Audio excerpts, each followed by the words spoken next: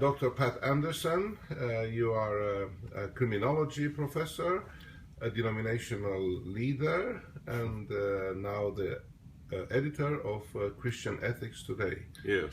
Can you tell us a few things about the magazine you coordinate right now? Yes, thank you.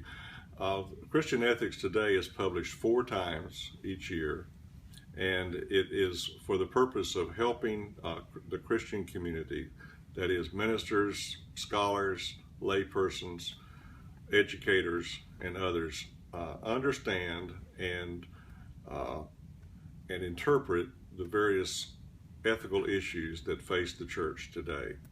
And so we have a very wide range of topics that we address, and I invite people from various opinion positions to write articles on the subjects that are so important to the church today. Our research center is a center for faith and culture. And by reading your publication, I have seen that you do not deal only with American issues, but Yes. you have a wider audience. And this is very interesting because sometimes American Christians can be focused very much on their own world, which is big enough. Yes, that's true. And just in recent editions, we've had very fine articles written by Latin American and Hispanic scholars concerning the relationship between the Catholic Church and Protestant Church in South American countries, especially with the emergence of the new Pope. And we've had articles written by scholars in Eastern Europe, which have addressed the schism really that's in the church today because of the conflict between Russian-speaking and other language-speaking people in the former Soviet Union. I've had articles by people from the Middle East dealing with Muslim-Christian relationships in places like Iraq and North Africa and Lebanon. It's interesting that in all these contexts, there is an element of defining a relationship between church and state. In some of the countries you mentioned, there are traditional churches which, although not established anymore, they function as national churches. Yeah. And you come from a tradition where church and state are separated, at least. Can you share with us where do you think America stands on this issue of separation of church and state, which for everybody else outside America seems a very, very strong issue in the States? Well, I think Americans need to take warning, take heed from countries where there's been an established church. We wonder about the wisdom of, for instance, the Russian Orthodox Church having a preeminent position in some countries over the other denominations, especially Protestant denominations, but the Catholics as well. And so when the state identifies a single, not just a single religion, call it Christianity, but a certain sect or a certain denominational approach to Christianity, and to the disadvantage of all other approaches, we see that as harmful both to the state and to the church.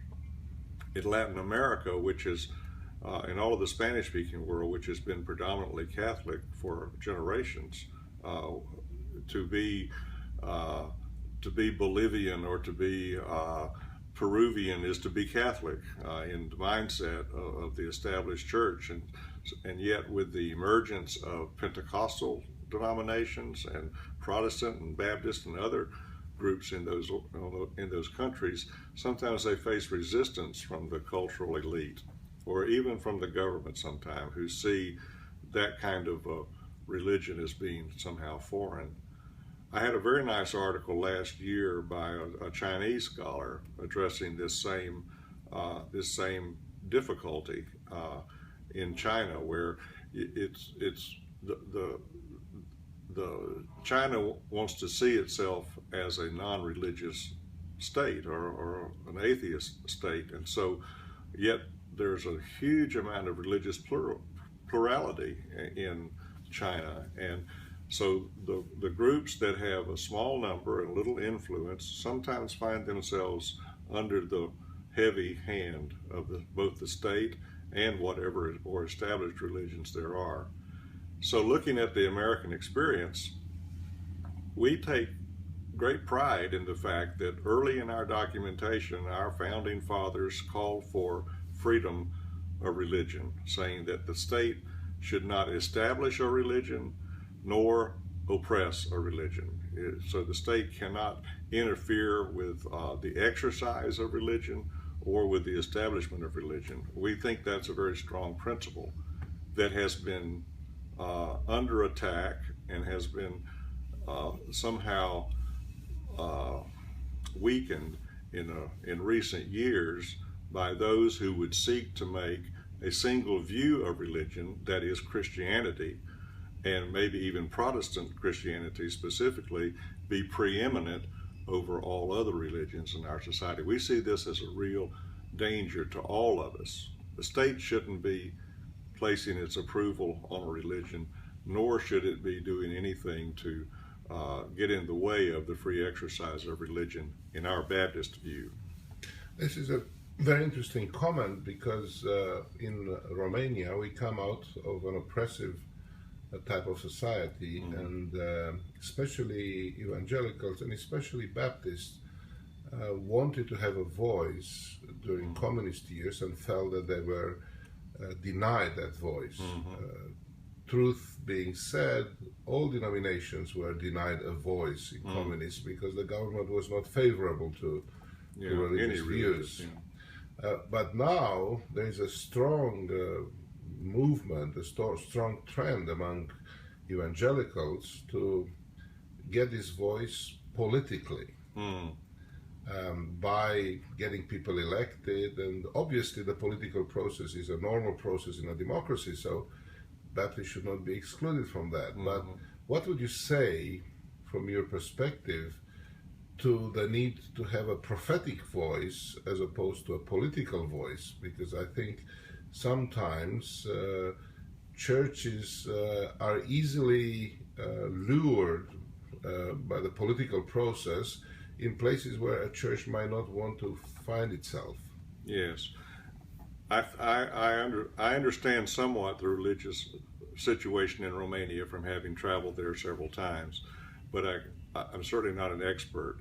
But I do see that when the church is co-opted by the state, when the church seeks to fulfill its ministry or its calling through the political process, that's harmful both to the gospel and to the state. It reminds me of one of the temptations of Jesus in the wilderness, when Satan said, "Here, if you will bow down to me, I'll give you all the kingdoms of the world."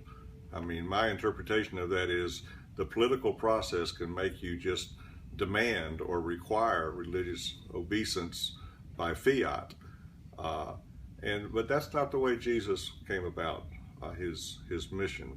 People come to Jesus freely, or they don't come to him at all. You cannot use a coercive approach to authentic religion. And so when the church is tempted to enter into a political method of supporting itself or of expressing itself to society or in society, I think that's a perversion of the approach that Jesus himself took. Very interesting, but for example, there is another way in which politics now finds an interest in religion. It can be for a good purpose, but it also can be easily manipulated. For example, in our country, the majority church would like to have a special partnership with the state. And as part of this partnership, the social services, or the main bulk of the social services, would be delegated to the church as a social agent in society. This reminds me a little bit of what you have in the United States as the faith-based initiatives that can be supported with government money. What would you say as a Baptist to such an issue? This is a terribly difficult dilemma. On the one hand, the church needs resources to fulfill its mission. On the other hand, when you receive resources from the government, ultimately the government is accountable for the use of those funds. And some call it the golden rule of church. He who has the gold rules. And if the Christian message, if the gospel is dependent on support from government sources, then it's a very slippery slope to becoming too closely wedded, both to the government and to maybe a weakened message from Christ, because there really is a prophetic side to the gospel. And when Jesus himself said, "Render unto Caesar that which is Caesar's, and render unto God which is God, which belongs to God," perhaps at some point a government would see that as an affront or see that as a threat to their own survival.